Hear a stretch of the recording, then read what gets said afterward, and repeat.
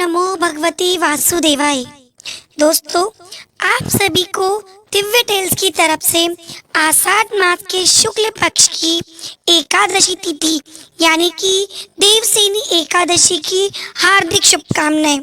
दोस्तों, आज की इस वीडियो में मैं आपके लिए देवसेनी एकादशी की व्रत कथा लेकर के आई हूँ।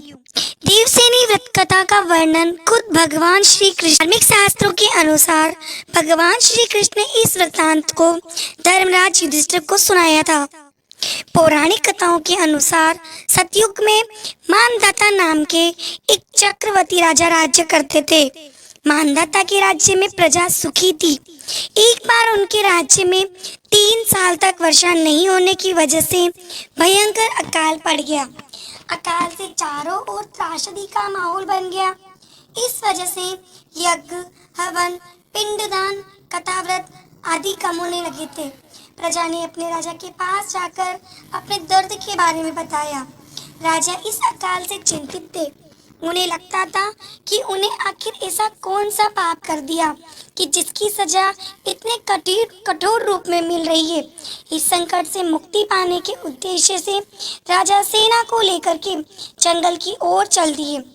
जंगल में विचरण करते हुए एक दिन वे ब्रह्मा जी के पुत्र अंगिरा ऋषि के आश्रम में पहुंच गए। ऋषिवर ने राजा का कुशल क्षेम और जंगल में आने का कारण पूछा।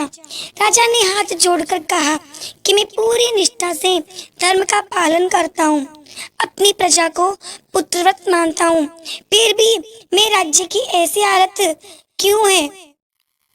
कृपया इसका समाधान करें। राजा की बात सुनकर महर्षि अंगिरा ने कहा कि यह सतयुग है।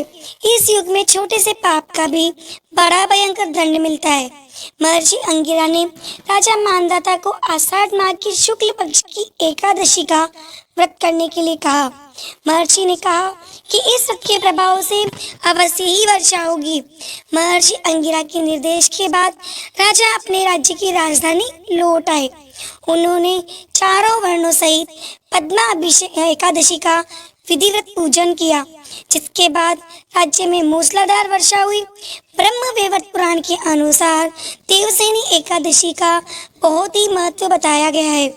धार्मिक मान्यता है कि देवसेनी एकादशी के व्रत से भक्त की सभी मनोकामनाएं पूरी होती है।